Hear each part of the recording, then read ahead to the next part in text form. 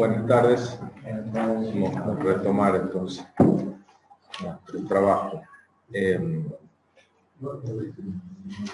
principio, las decisiones de leer el libro de corrido, es decir, del capítulo 1 al 66, pero conviene de vez en cuando hacer explícitas estas relaciones que hay entre algunos textos, entre algunos capítulos, y parece oportuno, por ejemplo, ahora ver las conexiones que hay entre esto que hemos visto del libro del Emmanuel, sobre el que vamos a volver para rescatar el tríptico mesiánico que encontramos allí, pero digo, encontrar las relaciones de este texto con los textos de los capítulos 36 al 39, son los que cierran diríamos, la sección histórica, digamos así, de Isaías, histórica en el sentido de que responde al programa que había trazado el capítulo 1, versículo 1, ¿no? El título inicial, ¿verdad? Entonces, un programa que parece cumplirse allí.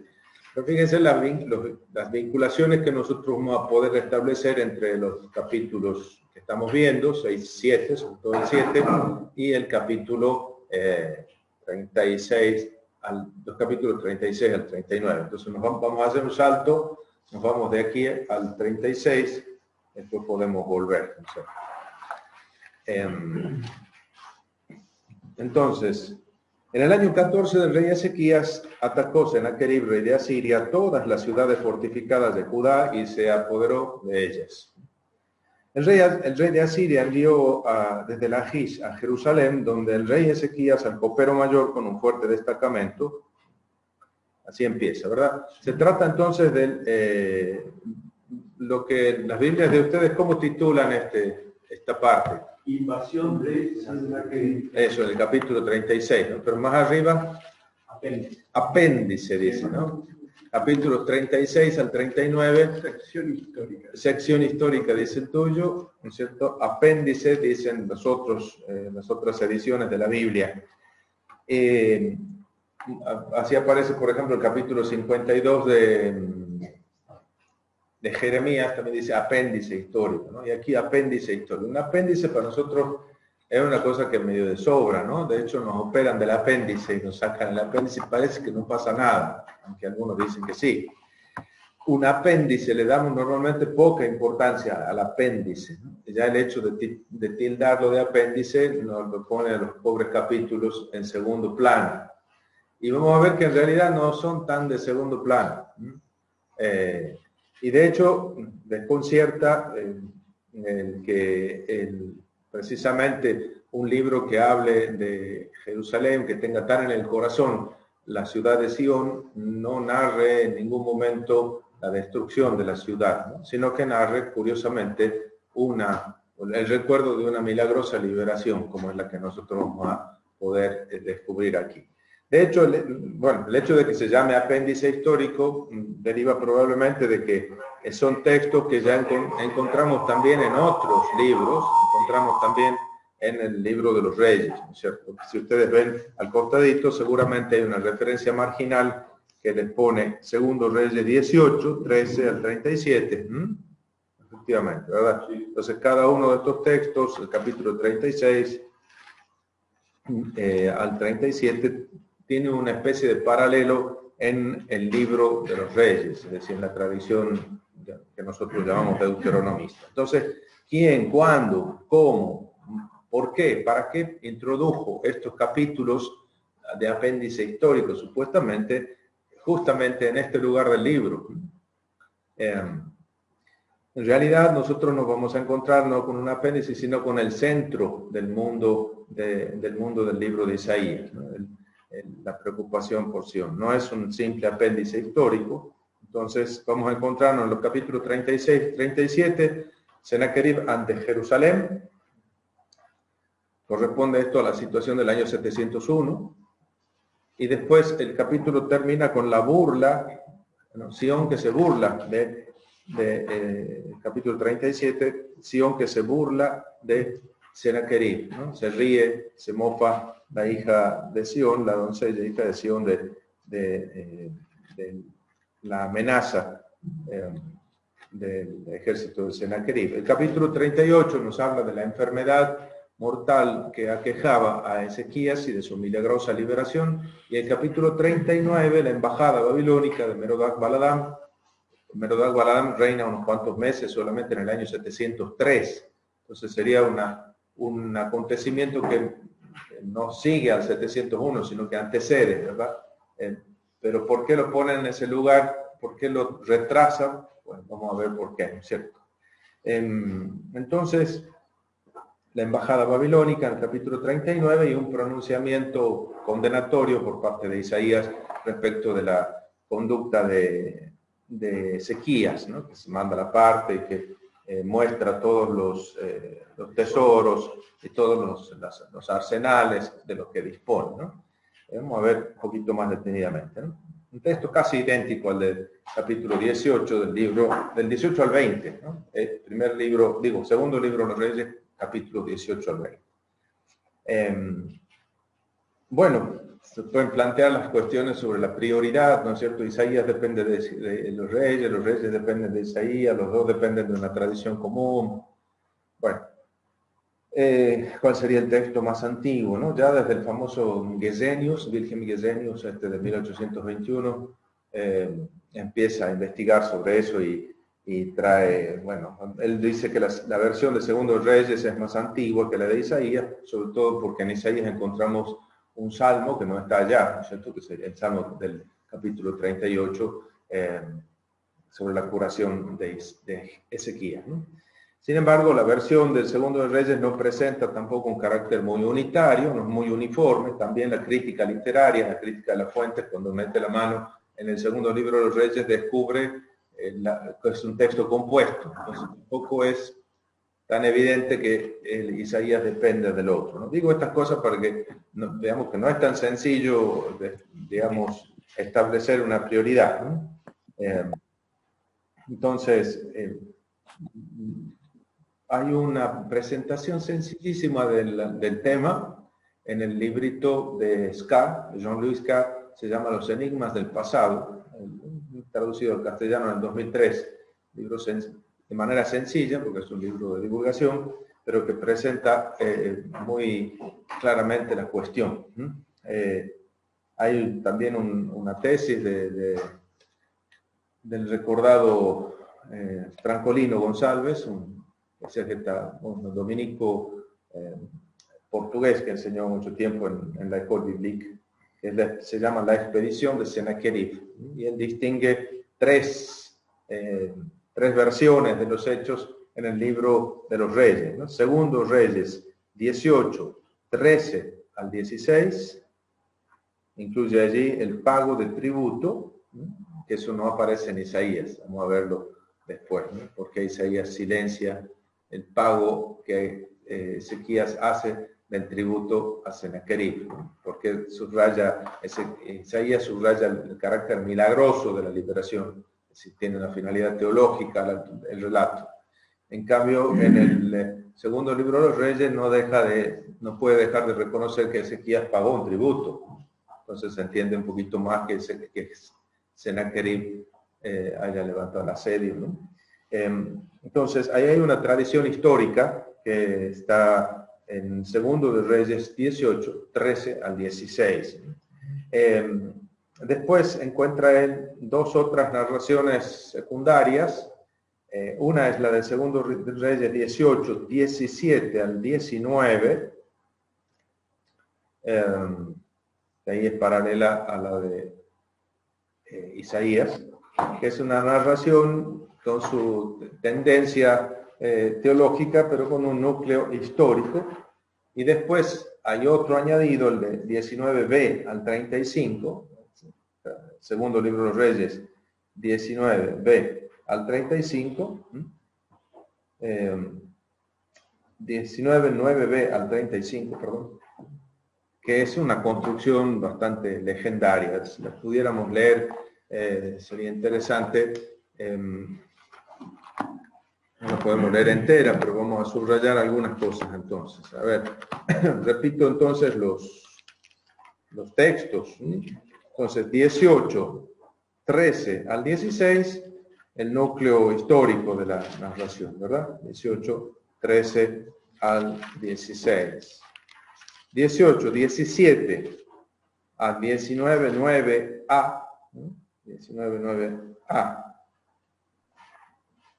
Y después los versículos 36, 37 de ese mismo capítulo.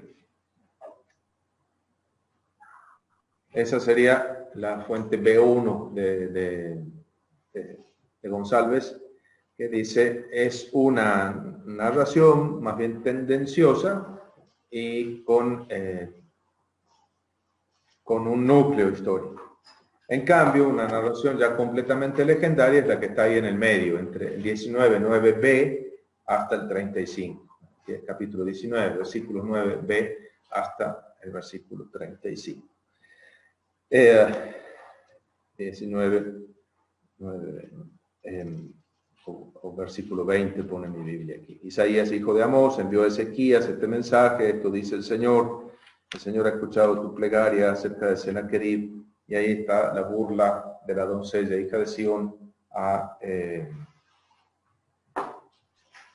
Sennacherib, ¿no? Eso sería, también ahí encontramos el paralelo, que lo ven en el margen de la Biblia, es que no vale la pena que yo se lo señale.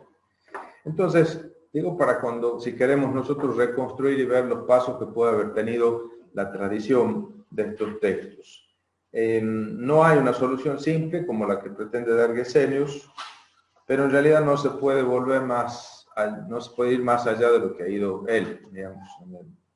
Los relatos estos de Ezequías y de Isaías son un material independiente que se ve que llegó a formar parte del segundo libro de los Reyes y después puede haberse transmitido a Isaías.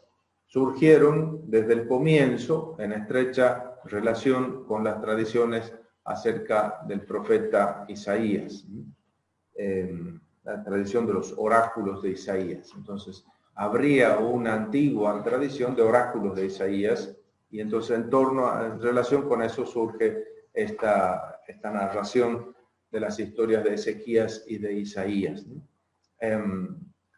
Continuamos entonces en realidad en estos capítulos 36 y siguientes, en el mismo horizonte en el que se desarrollaban los capítulos 28 al 31, es decir, la política anti-asiria que venía llevando a cabo Ezequías.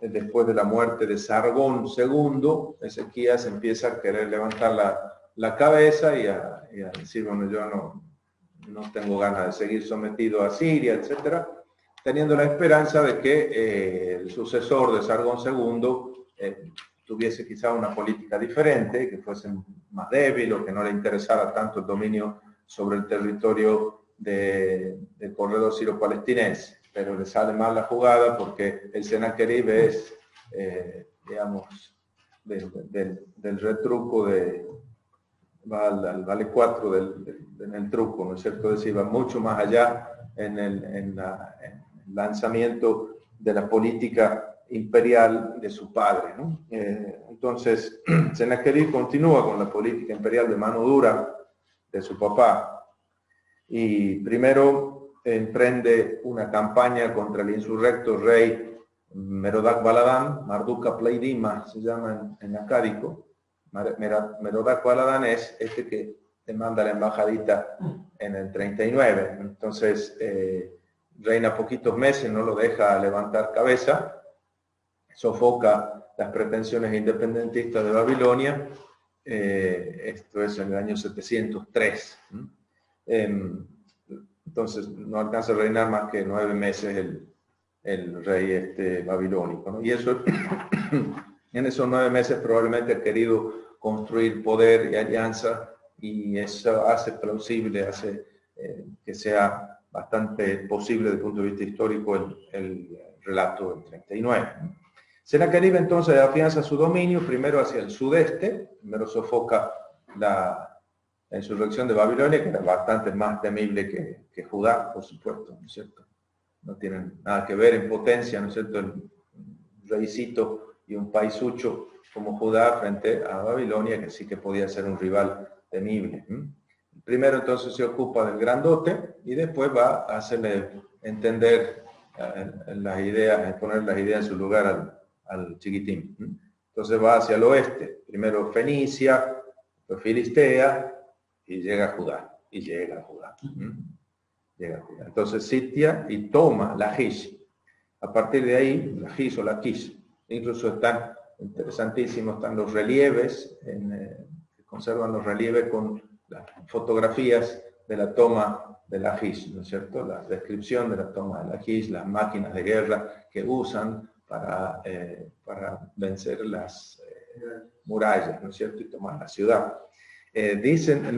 Se conserva el registro, la crónica de esta campaña en los anales de Sennacherib, en los que él se jacta de haber tomado 46 ciudades de Judá, y de haberse llevado cautivos 205.105 prisioneros. Bueno, así como hacemos con la Biblia, también hay que hacer con los anales de Sennacherib, por amor de Dios. Sí, hay que sacarle la raíz cuadrada. Siempre a los relatos hay que aplicarles también la crítica literaria y la crítica histórica, ¿no? Entonces, como todos los relatos de antigüedad están en función de un interés. Todos los relatos, como hoy se suele hablar tanto de los relatos, el relato de esto, el relato de aquello, siempre tienen un interés en el presente. El relato nunca tiene un interés puesto en el pasado simplemente. Siempre está escrito en función de un presente y de un propósito futuro. Bueno, también Sennacherib. El hecho es que efectivamente hay una campaña impresionante y cruenta y muy exitosa de Sennacherib en el corredor siro-palestinense, llega hasta las puertas de Jerusalén. Pero nos enteramos por el relato que hemos dicho en el libro de los Reyes, que bajo esa presión al final Ezequías termina pagando un tributo, ¿no? El tributo de Ezequías, dice los anales de Sennacherib, que son 810 kilos de oro y 8.100 kilos de plata, lo que le exige como tributo y que terminan pagando. No hubo un sitio de Jerusalén propiamente, sino un bloqueo, según esta versión, un bloqueo para asegurarse que Judá pagase su deuda externa. Un bloqueo y todas esas cosas, como se hace hoy también, ¿no? Entonces, Judá fue severamente castigada por ese intento de insurrección y quedó bastante dañada, pero Jerusalén no fue tomada. Esa es la primera lectura que se puede hacer de aquella cabaña en medio de un melonar, ¿no es cierto? Esa puede ser la primera aplicación histórica de la imagen, aunque después haya que leerla más bien del exilio, ¿no? El hijo Sennacherib entonces se ahorra la toma de la ciudad o el saqueo, porque se va con su propósito cumplido. El hijo de Ezequías es Manasés, el rey Manasés, 497-442. Este rey es un fidelísimo vasallo de Asiria. Paga religiosamente los tributos, rinde religiosamente los homenajes al emperador y a los dioses de Asiria, coloca los símbolos asirios donde corresponde colocarlos en Jerusalén, etc. Por supuesto es visto, pasa que aprendió de los errores de su papá, Ezequías muy piadoso, pero en política parece que no le acertó a las relaciones con Asiria. Entonces, bueno, por supuesto es juzgado como entre los peores reyes de la historia por el autor deuteronomista, ¿no es cierto? De los peores reyes de Judá, según la ideología deuteronomista, en Segundo Reyes 21. Sin embargo, tuvo uno de los reinos más largos, ¿no es cierto? Son como 50 y tantos años reinando este hombre. ¿Cómo es que reinó tanto si fue un rey maldito? Entonces, precisamente para salvar la cuestión, el libro de las Crónicas da una explicación y dice, no, lo que pasa es que en realidad después se convirtió. Entonces, después se convirtió en segundo libro de las Crónicas, capítulo 33, introduce el recuerdo de la conversión de Manasés para explicar por qué duró tanto su reinado, señal de que alguna bendición tendría de Dios y duró tanto su reinado. Según siempre pensemos en que el juicio del autor deuteronomista tiene que ver con esta idea de la retribución o de la conexión entre acciones y consecuencias para juzgar las cuestiones históricas, ¿no es cierto? Incluso hay toda una tradición de las oraciones de Manasés que se conservan hasta en Qumran, ¿no? Bueno, volviendo entonces a nuestro texto de Isaías, que hemos dado demasiadas vueltas para contextualizar, nosotros tenemos aquí también en el libro de Isaías se cuenta que efectivamente que fue asesinado, dice 38, que el rey fue asesinado dice, resultó que estando él haciendo oración en el templo de su dios Nisroch, sus hijos, Adramelech y Sarecer, lo mataron a golpe de espada y se pusieron a salvo en el país de Arad. Su hijo, Azaradón, reinó en su lugar. Entonces termina también asesinado. Pero eso no sucedió inmediatamente después del asedio en el 701, sino 20 años después, en el 681. Bueno, vamos entonces al hilo cronológico de los hechos, ¿no? Capítulo 36 empezaba con el año 14 del rey Ezequías, el año 14 de su reinado. El rey de Asiria envió a desde Laquis, donde estaba, ya había tomado la ciudad, le envió desde Jerusalén al rey Ezequías al copero mayor con un fuerte destacamento, ¿no? El copero mayor no es personal gastronómico de palacio, ¿no? Es el hombre de confianza del rey, es decir, el que le prueba y le pasa la bebida antes de que la tome. Tiene que ser alguien de mucha confianza, teniendo en cuenta la posibilidad de que cualquiera de sus enemigos haya dejado caer algunas gotitas en las copas o en las botellas de las que habría de beber el monarca, ¿verdad? Entonces, el copero mayor es como el canciller, el hombre de máxima confianza del rey, ¿verdad? A veces las Biblias ponen Rabshakeh, como si fuese un nombre propio, pero Rabshakeh significa copero mayor, el gran copero. El gran copero, ¿no? Se colocó, fíjense lo que dice, que entonces llega el copero mayor con un fuerte destacamento, se colocó en el canal de la alberca superior que está junto al campo del batanero. ¿Me suena, no? Sí. ¿O no?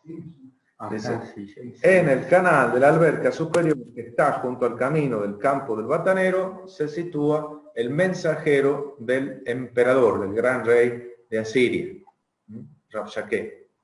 El mayordomo del palacio, es decir, alguien que conoce toda la política de Sennacherib, es un hombre de toda su confianza y es encargado de llevar su mensaje al rey de Judá. Y es un apoderado plenipotenciario, ¿verdad? Lo que él decida va a ser. El mayordomo del palacio, Eliakim, hijo de Gilquías, el secretario Sebna y el heraldo Joach, hijo de Asaf, salieron a su encuentro. No sale el rey, sino alguno de sus cortesanos de más alto rango, y el copero mayor les dijo, comunicad esto a Ezequías, así habla el gran rey, el rey de Asiria. Suena, ¿no? Cómo empieza el mensaje. Eso es lo que los alemanes llamarían un Botenformel, ¿no? Una fórmula de mensajero. La fórmula del mensajero con la que efectivamente comienzan los que conocemos como típicos oráculos, ¿no? Así ha dicho el Señor, ¿no? O así dice Yahvé, así ha dicho el Señor Dios de los ejércitos, y empieza el mensaje que termina normalmente con la firma oráculo del Señor, ¿no? Entonces, Ko Amar Adonai Elohim, y al final Neom Adonai, ¿no es cierto? Bueno, aquí también hay un mensaje, un mensajero importante comunica al rey.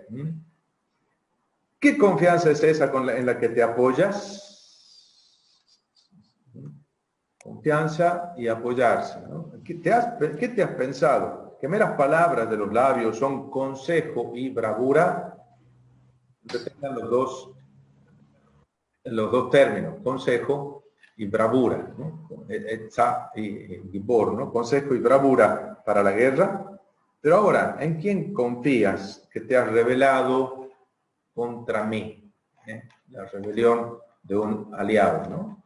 Mira, te has confiado al apoyo de esa caña rota de Egipto que penetra y traspasa la mano de aquel que se apoya sobre ella.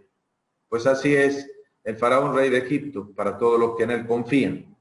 Pero van a decirme ustedes, nosotros confiamos en Yahvé, nuestro Dios. ¿No ha sido él, Ezequías, quien ha suprimido los altos y los altares y ha dicho a Judá y a Jerusalén os postraréis solo delante de este altar? Es decir, Ezequías, antes de Josías, emprendió una reforma política y religiosa importante, suprimiendo los lugares altos de adoración a los otros dioses y promoviendo la adoración exclusiva de Adonai, el Señor, en Jerusalén. Y parece que está... Eso. Dice, pues apuesta ahora con mi señor el rey de Asiria, te daré 2000 caballos si eres capaz de encontrar jinetes que los monten. ¿Dónde vas a encontrar un soldado? Yo te doy los caballos si querés. Es decir, nadie va a querer salir a combatir contra Asiria, dice él, ¿no es cierto? ¿Cómo harías retroceder a uno solo de los más pequeños servidores de mi señor? ¿Te fías de Egipto para tener carros y jinetes? Además, ¿crees que he invadido esta, fíjense aquí la legitimación teológica que añade el desgraciadito, ¿no? ¿Crees que he invadido esta tierra para destruirla sin contar con Yahvé? Yahvé me ha dicho, ataca esta tierra y destrúyela.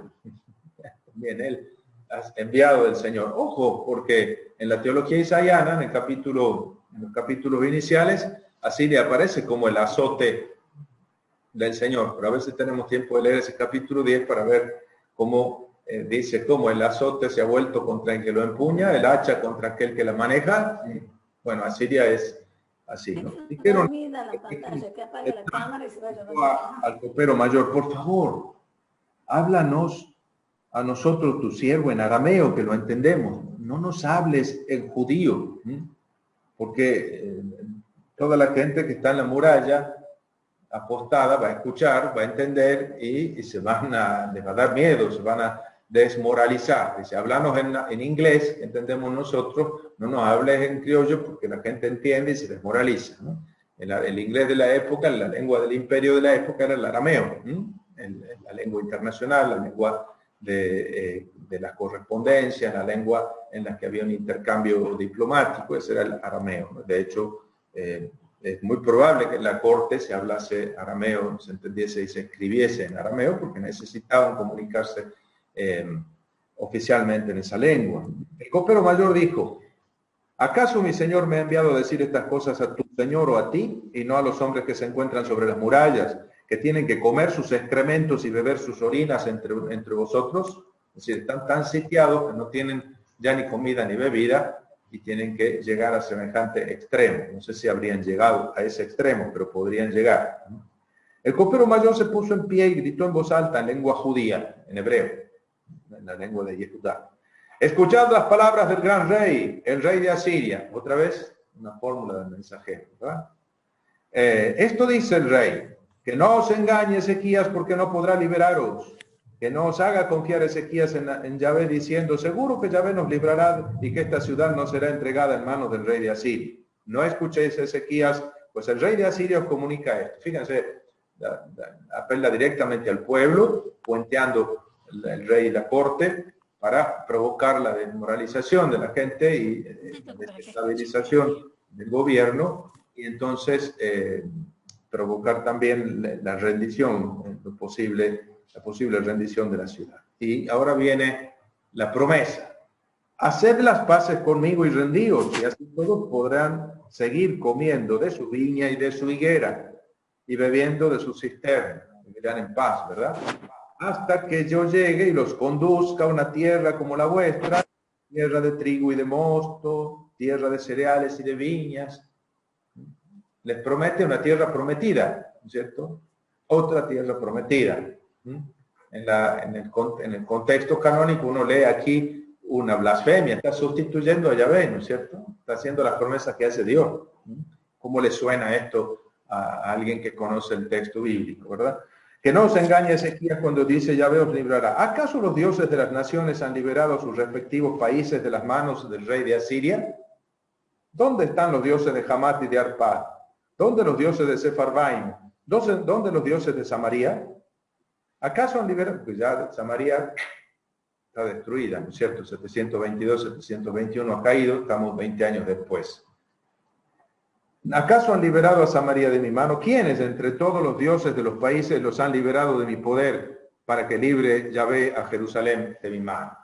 Es decir, lo pone a Yahvé, Adonai, en el mismo plano de los demás dioses. Otro insulto, ¿verdad? Eso le da por el hígado a un yavista, porque Adonai no es como los demás dioses, es un Dios Kadosh, ¿verdad? Un Dios diferente, especial, santo. Cayó la gente y nada le respondieron porque el rey le había dado esa orden, que no le contestase. Eliaquim, hijo de Hilquías, mayordomo de palacio, el secretario Semnai, el heraldo Joach, hijo de Asaf, fueron donde Ezequías, desgarrados los vestidos, y le relataron las palabras del copero mayor. Mirá lo que nos dice. Cuando oyó Ezequías, desgarró sus vestidos y cubrió de sayal y se fue al templo de Adonai. Ajá. Aquí hay un rey piadoso. Se va al templo, recurre a Adonai. Todo lo contrario de su papi, de su papá. Ezequías y Ahaz, contrapuestos en estos dos. En el mismo lugar en donde el copero mayor se presenta a transmitirle un mensaje a Ezequías en el nombre del gran rey de Asiria, en el mismo lugar se presenta Isaías, mensajero del verdadero gran rey, a traerle un mensaje a Ahaz, que Ahaz no quiere aceptar, mientras que Ezequías va al templo. Ven que hay que leer los textos juntos, porque entonces tienen muchísimo más riqueza, ¿verdad? Los dos textos tienen, es decir, no es ocurrencia mía, es decir, lo pone las indicaciones del redactor están apuntando que leamos en conjunto los textos, y cuando uno llega a este punto se acuerda del capítulo 7 inevitablemente. Entonces llegó, ahí estamos. Envió a Eliaquim, mayordomo, y a Sebna, secretario, y a los sacerdotes y ancianos cubiertos de sayal, es decir, con ropa de penitencia, donde el profeta Isaías, hijo de Amós. Y ellos le dijeron, así habla Ezequías, ¿ven? Fórmula del mensajero, un mensaje de un rey. Son mensajeros de... Este día es día de angustia, de castigo y de vergüenza. Los hijos están para salir del seno, pero no hay fuerza para parirlos. ¿No habrá oído Adonai, tu Dios, las palabras del copero mayor al que ha enviado el rey de Asiria, su señor, para insultar al Dios vivo? ¿Ven? La interpretación de los funcionarios es que la palabra del copero mayor son verdaderamente un insulto al Dios vivo. Algo parecido a lo que sucedía en el libro de Samuel con el enfrentamiento de Goliat, ¿se acuerdan? Viene aquí a desafiar al Señor. Entonces David, el chiquitín, dice, ¿cómo se van a quedar tranquilos cuando viene este a mojarnos la oreja de esta manera? Entonces sale David a combatir sin más armas que una honda y un zurrón lleno de piedras, ¿verdad? Fíjense cómo, ¿pero por qué? Porque el Señor es el que combate con ellos, ¿no? No es ocioso el recuerdo de David, porque se trata de la línea davídica, ¿no? Y vamos a ver que también está detrás de esto. Dice, no castigará a Yahvé tu Dios las palabras que ha oído, dirige una plegaria en favor del resto que aún queda. El resto que aún queda. Aquí aparece de nuevo el resto. Entonces, el resto apela a Adonai, apela al Señor, apela a la autoridad de Isaías para obtener la salvación de parte de Dios. Cuando los siervos del rey Ezequías llegaron donde Isaías, les dijo, ahí nomás los recibe, ya se ha enterado porque ha visto en el Facebook todo lo que habían transmitido. Así diréis a vuestro Señor, esto dice Adonai, no tengas miedo por las palabras que has oído, con las que me han insultado los criados del rey de Asiria. Voy a infundir un espíritu tal que cuando oiga cierta noticia, se volverá a su tierra, y en su tierra yo le haré caer a filo de espada. Esa es la promesa, ¿no? El copero mayor se volvió y encontró al rey de Asiria atacando a Libná, pues había oído que había partido de Lachish, porque había recibido esta noticia acerca de Tirhaka, rey de Cus, ha salido a guerrear contra ti. Hay un nuevo faraón en Egipto, Tirhaka, que se ha rebelado también contra Siria, y entonces el rey va a sofocar a este que es más grandote y más importante, y lo deja a los funcionarios arreglar las cuestiones con Jerusalén. Bueno, un segundo mensaje ahora para Ezequías. Sennacherib volvió a enviar mensajeros para decir a Ezequías, así hablaréis a Ezequías, rey de Judá, no te engañe tu Dios en el que confías, pensando que no será entregada Jerusalén en manos del rey de Asiria. etcétera, etcétera. Bueno, Ezequías tomó la carta de los mensajeros y la leyó. Luego subió al templo del Señor otra vez, ¿eh? Y Ezequías la desenrolló ante Yahvé. Ezequías elevó esta plegaria a Yahvé. Adonai Tsebaot, Dios de Israel, entronizado sobre querubines. Fíjense, es el título el título de Dios en el templo de Jerusalén, es ese, ¿no? Adonai Tsebaot, Yosheba querubín. Así que reina sentado en un trono de querubines. Desde el templo reina sobre el mundo entero, según la teología del templo. Tú solo eres Dios entre todos los reinos de la tierra. Tú eres quien ha hecho los cielos y la tierra. Tú solo eres Dios. Ezequías, esta teología tiene en su base un monoteísmo que todavía no es explicable en la época, en el siglo VIII. Esto es un monoteísmo mucho más refinado, ya propio del exilio, del postexilio, el que se expresa en las palabras de Ezequías, ¿no? Tú eres el único Dios, ¿no? El único Dios. Visto ustedes que hay un monoteísmo práctico, o monoyavismo, si quieren, o monolatría, que es la que exige el Deuteronomio. Hay muchos dioses, cada pueblo tiene el suyo. Nosotros tenemos a Adonai y solo adoramos a Yahvé, solo a Adonai lo adoramos. No podemos adorar a otros dioses, y ahí está el mandamiento principal del Decálogo. En cambio, en la época del exilio, ya en el Deutero Isaías, se establece un monoteísmo teórico. No podemos adorar a otros dioses porque no existen. No hay más que un solo Dios. Los otros son todos fantoches, son todos ídolos, son todos figuritas decorativas. Tienen ojos y no ven, tienen nariz y no huelen, tienen boca y no hablan, no tienen aliento en su garganta, ¿no? Y así también son los que confían en ellos. Bueno, aquí estamos entonces en una expresión elaborada desde el punto de vista teológico y puesta en boca de Ezequías. Tiende, Señor, tu oído y escucha. Abre, Señor, tus ojos y mira. ¿Ven? Este Dios sí tiene ojos que ven, tiene oídos que oyen, tienen manos que garrotean cuando tienen que garrotear, ¿no?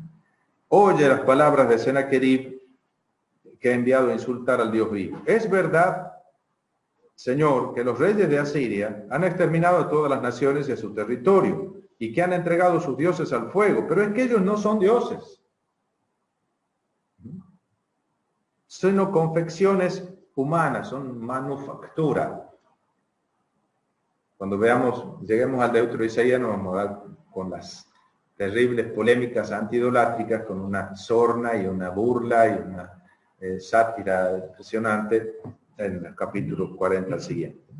Ahora pues, Adonai nuestro Dios, sálvanos de su mano para que sepan todos los reinos de la tierra que solo eres tú, ¿no? Que tú solo eres Dios. Tú solo, ya ves, eres Dios, nadie más que tú. Los otros no son dioses y por eso los pueblos que confiaban en ellos fueron aplastados por el poderío de Sennacherib. Ahora viene Isaías, hijo de Amós, envió a decir a Ezequías: esto dice el Señor, Dios de Israel, a quien ha suplicado acerca de Sennacherib, rey de Asiria. Esta es la palabra que el Señor pronuncia contra él. Te desprecia, se burla de ti la Betulat Bat Sion, la doncella hija de Sión. Mueve la cabeza a tus espaldas, la ciudad de Jerusalén. ¿A quién has insultado e injuriado? ¿Contra quién has alzado tu voz y levantado tus ojos altaneros? Contra el Santo de Israel. No sabes con quién te has metido. No sabe con quién está hablando usted, dicen algunos agrandados, ¿no es cierto? Bueno, es muy argentino eso también, pero bueno.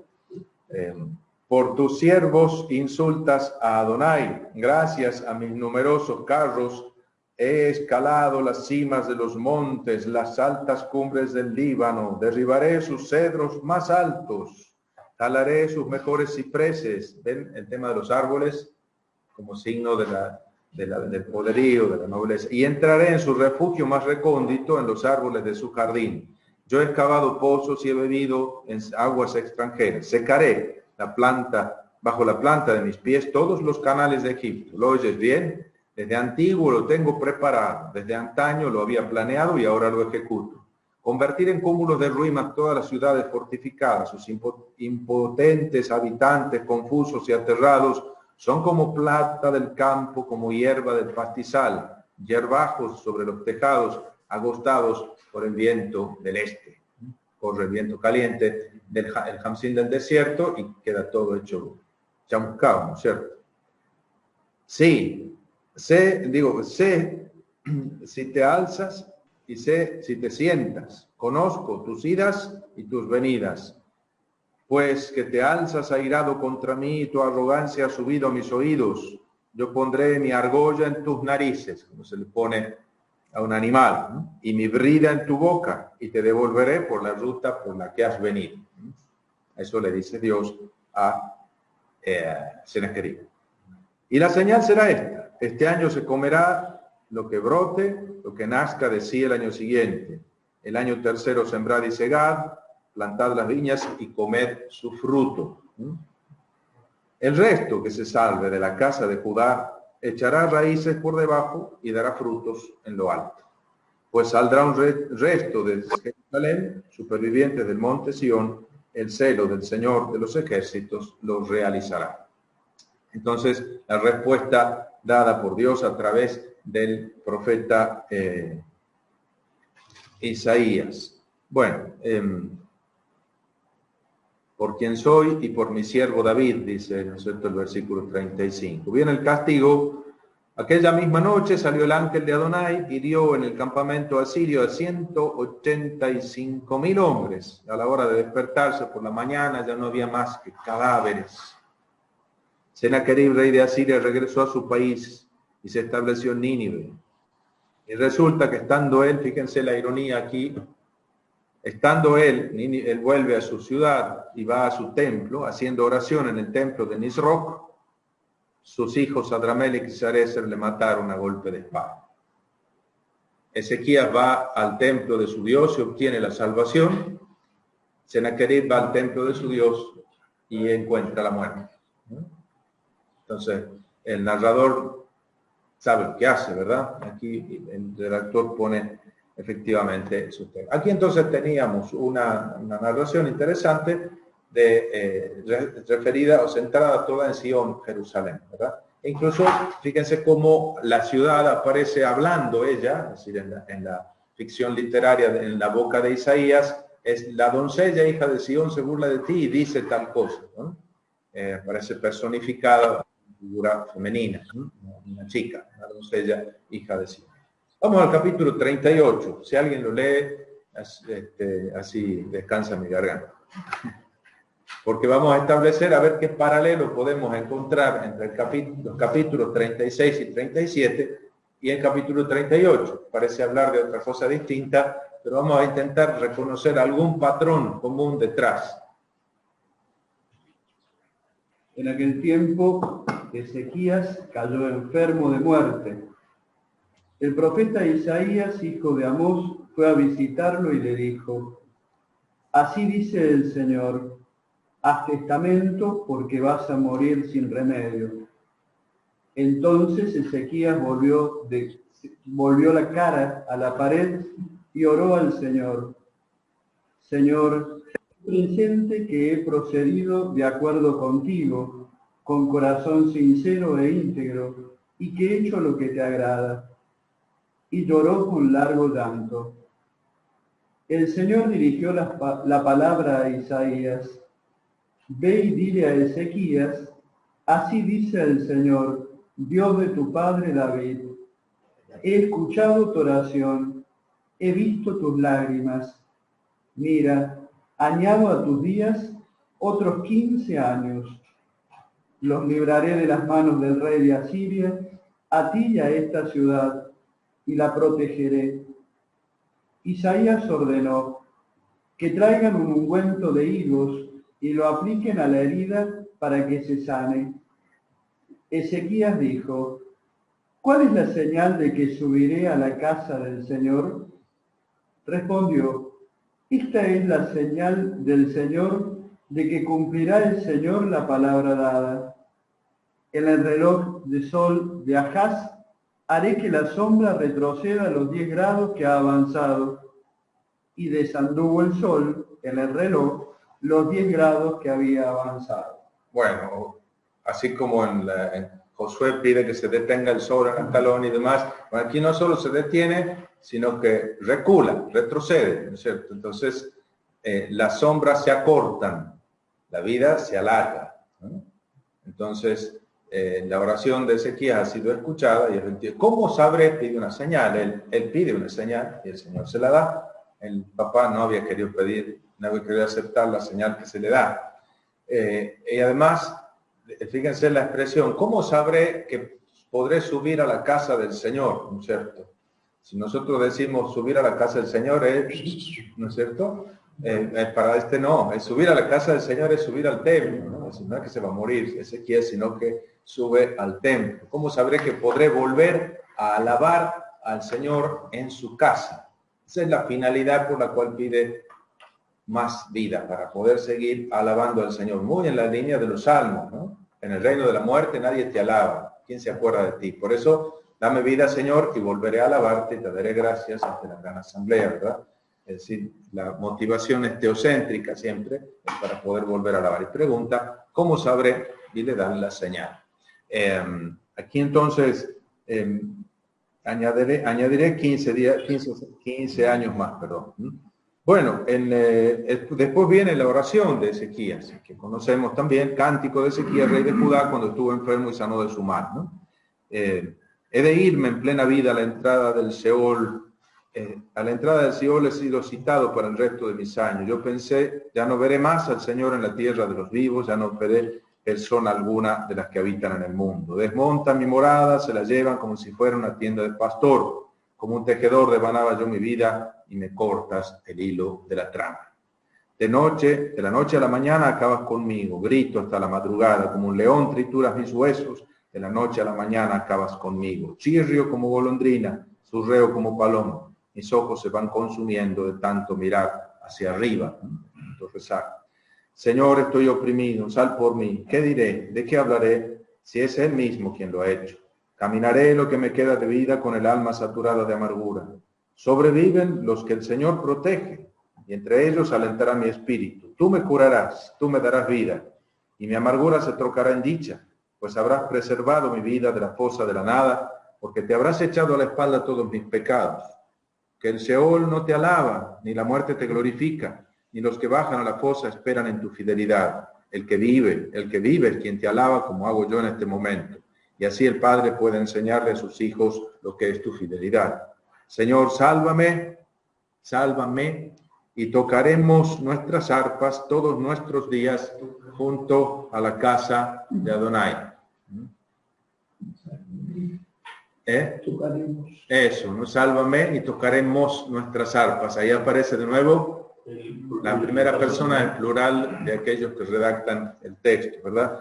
Y otra vez se trata de tocar, cantar y alabar al Señor en su casa. Se trata del culto, se trata de la liturgia, y probablemente entonces los que escriben esto son gente que tiene que ver con el canto litúrgico, son monjes de ahí, ¿no es cierto?, del monasterio de Jerusalén. Probablemente detrás de los redactores hay un círculo de salmistas, ¿no? Yo supongo que son los hijos de Coré, pero bueno, después vamos a ahondar sobre la hipótesis, ¿no?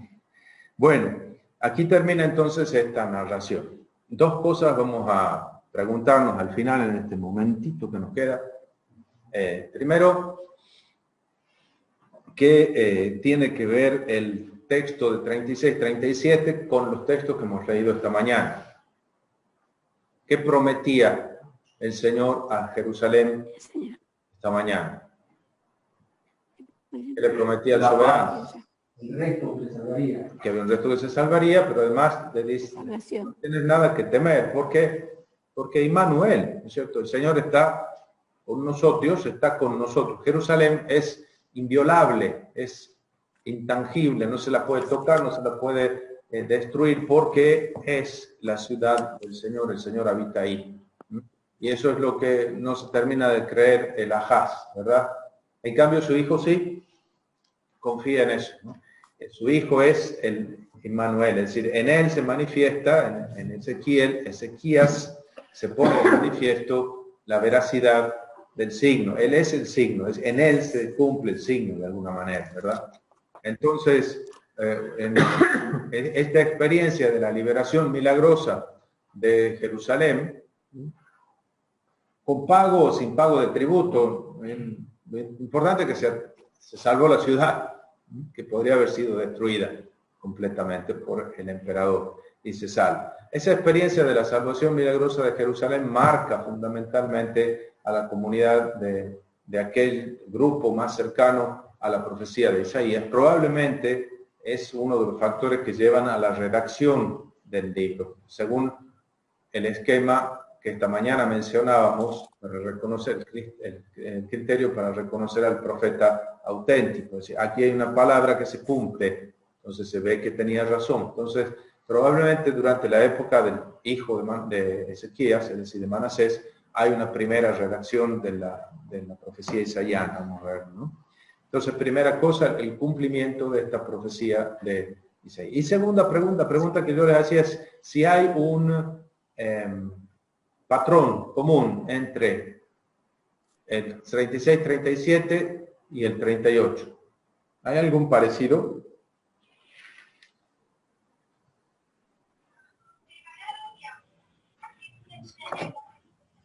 Entre lo que sucede en el 36-37 y lo que sucede en el 38. Paralelos, si quieren pueden también intervenir lo de lejos. Sí, pero lo salva.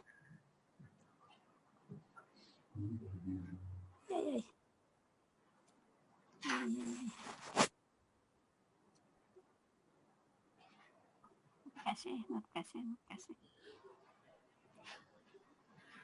Puede ser que sea que hay un tiempo determinado, 14º año, y después en el 38 empieza en aquellos días.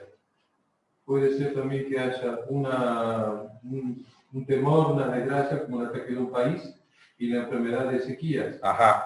Entonces empiezan las situaciones iniciales en las dos historias, tienen alguna analogía. Hay un peligro mortal. Es una ciudad amenazada de destrucción total. Y aquí el rey amenazado de la muerte. Es decir, una enfermedad mortal y un asedio mortal. Aquí también es una ciudad amenazada, un rey amenazado, ¿no? Un rey, el rey de ese país. Es decir, hay una unión enorme entre la capital y la ciudad es la capital y el rey es la cabeza, también la capital de ese país. Ajá.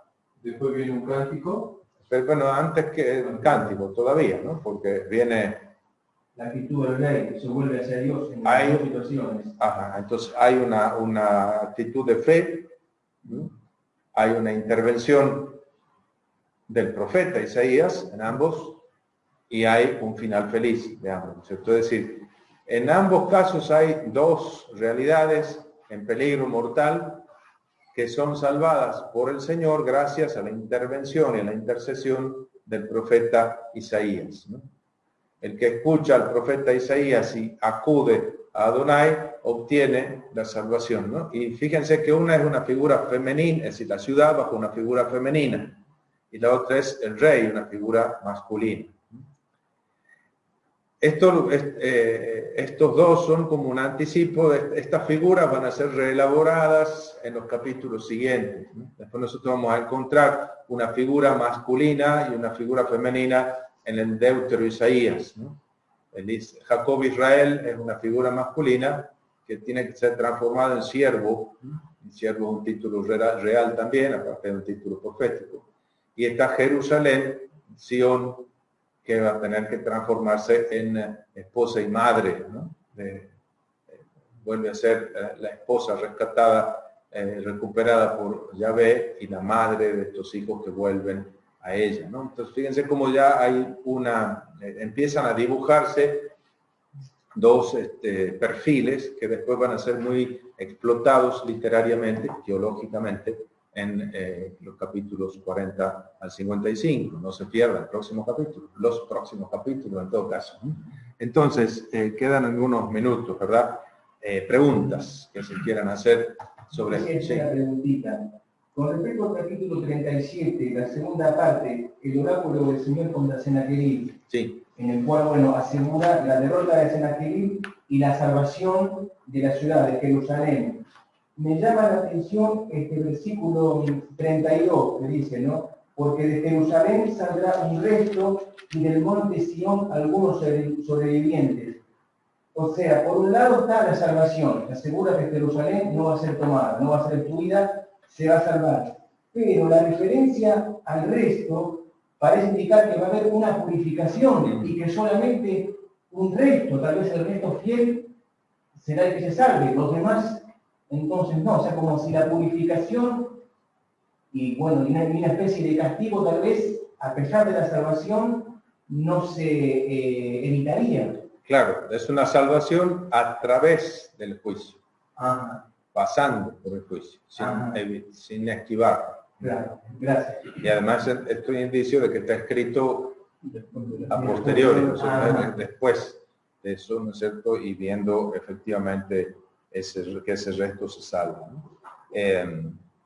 El nombre de Ezequías, Hitzkiyahu, ¿no es cierto? El Señor es fortaleza, o el Señor me fortalece, ¿no?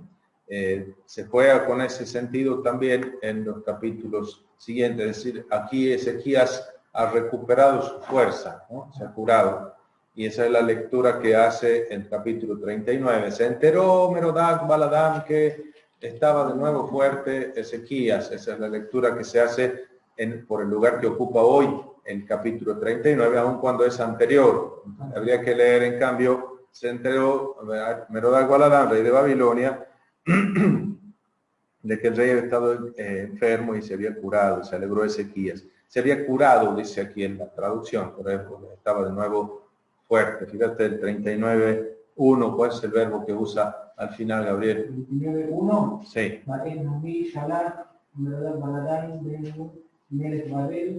Al final de ese versículo, ¿Sí? que Jalá enfermó, Bayejesac. Y se levanta, se fortaleció. Exacto, ¿no? Y volvió a estar fuerte, ¿no? Volvió a estar fuerte de nuevo, ¿no? Y se alegró a Ezequías por ello y entonces le enseñó los tesoros, etc. Pero aquí el problema es que se siente fuerte. Se siente fuerte en base a sus recursos financieros y bélicos, y no conforme a la verdadera fortaleza que le viene del Señor. Diga. Cuando un rey malo dura mucho tiempo en el poder, bíblicamente, ¿tiene algún sentido espiritual? Bueno, el problema es ese, ¿no es cierto?, que tiene. Según el esquema de la teología de la retribución, no sería lógico que si es un rey malo durase tanto tiempo. Entonces hay que buscar una explicación, y el libro de las Crónicas dice eso, en el capítulo 33 dice, bueno, es que en realidad fue malo, pero se convirtió. Por eso Dios le perdonó y le dejó más tiempo en el trono, ¿no? Esa es la explicación. Por supuesto que después nosotros nos encontramos ya desde un poquito más adelante, nomás la discusión de esta teología de la retribución. No hay más que leer Job o Coelet, ¿no? Ya. No, el tema de esa confianza en el Señor, y que decía que podía estar detrás de esto, digamos, la alabanza en el templo, en todo, de esta línea davista, digamos, como que se ve claro en todo lo que venimos diciendo, bueno, en esta evolución, eso, digamos, digamos, de poner toda la confianza en el Señor, con una u otra palabra, pero... Eso, ¿no? Y Ezequías parece efectivamente hacer así, pero al final tiene sus traspiés también. Cuando ya las cosas le funcionan bien, está lleno de plata el Banco Central, y está lleno de gente el ejército, entonces ya se siente fuerte. Y entonces se manda la parte, y esa es su ruina, porque se expone a la codicia de Babilonia, y un sucesor de Merodach Baladán saqueará la ciudad y llevará cautivo un sucesor de Ezequías, Joaquín, en Babilonia. Más No, ya cuestiones. la contesté yo porque era práctica. Perdón. ¿Cómo se llamaba el autor del libro? Los enigmas del pasado. Sí, de Jean-Louis Carr, Sí, Jean-Louis Carr, sí.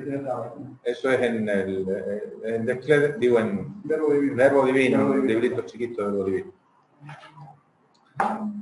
Bueno, así entonces tenemos el final de este primer bloque del capítulo, digamos lo que llamábamos sección histórica, porque entra dentro del marco histórico dado por el título. Pero mañana vamos a volver a los capítulos que veíamos esta mañana. Volvemos para atrás y vamos a seguir, vamos a retomar la lectura para ver cómo se continúa ese primer texto referido al Emmanuel, que es el capítulo 7, después el segundo que vamos a encontrar en el capítulo 8, 23 y siguiente, hasta 9, 6, y el capítulo 11, 1 al 16, ¿no? Que forman como un tríptico mesiánico, ¿no? 3 textos en el primer bloque de Isaías que hablan de este Mesías, ¿no? Hay una fichita que yo les he puesto allí, si la pueden mandar, padre, después, sobre el mesianismo. Están todas ahí en tu... Mañana cuando empiece el chat la mandamos, ¿sí? Bueno, bueno, muy bien. Muchas gracias. Mañana. Muy lindo.